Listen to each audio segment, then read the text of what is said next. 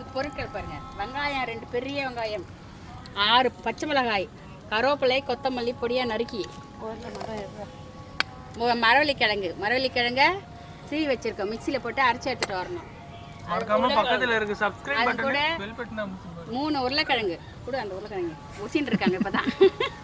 3 உருளைக்கிழங்கு மசிச்சுக்குவோம். இது ஒரு பக்கம் ரெடி ஆகுது.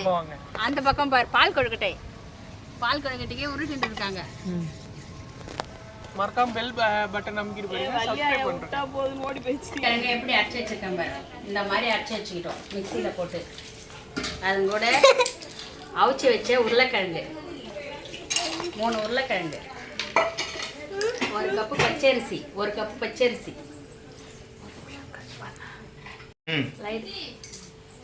கட் பண்ணி வச்ச ஆனியன், 2 வெங்காயம், பெரிய வெங்காயம், பச்சை மிளகாய், கருவேப்பிலை, கொத்தமல்லி, தேவையான அளவு உப்பு, மஞ்சத்தூள், ஒரு 1/4 டீஸ்பூன் மஞ்சத்தூள். இது எல்லாத்தையும் போட்டு பசஞ்சு எடுத்துக்குவோம்.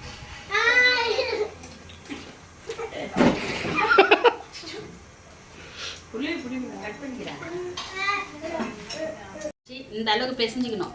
இந்த அளவுக்கு பிசைஞ்சிட்டு இந்த மாதிரி உருண்டை பிடிச்சி தோசைக்கல்ல போட்டு எடுக்கணும். தோசைக்கல்ல போய் போடலாம். கட்லெட் போட்டு எடுக்கலாம். எண்ணெயை விட்டுக்குவோம். எண்ணெயை விட்டு என்ன அத்தையா காணா ஒன்றும் இல்லையா.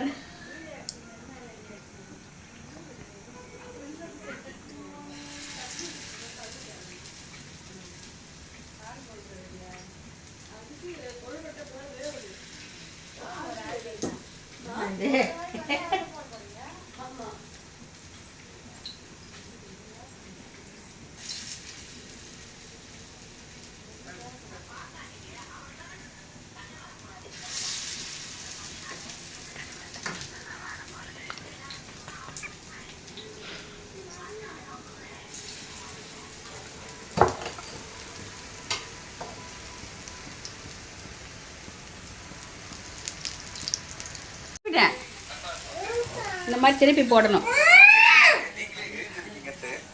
பால் கொழுக்கட்டை வடை, மரவள்ளிக்கிழங்கு வடை, கட்லெட் மாதிரி போட்டிருக்கேன்.